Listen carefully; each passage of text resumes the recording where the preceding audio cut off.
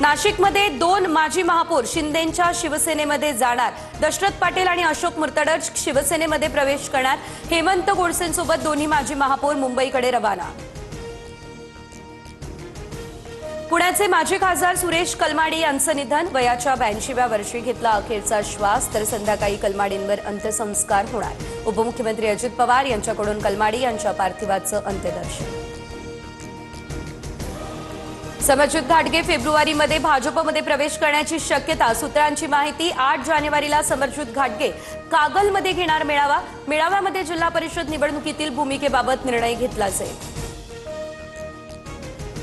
पश्चिम रेल्वे मार्गावर कांदिवली ते बोरीवली 6व्या मार्गिकेसाठी ब्लॉक। आज आणि उद्या 215 लोकल रद्द।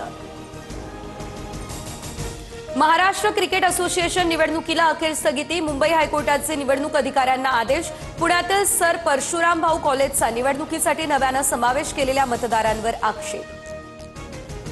नाशिकमधील समृद्धी महामार्गासाठीच्या वृक्षतोडीला हरित लवादाची स्थगिती।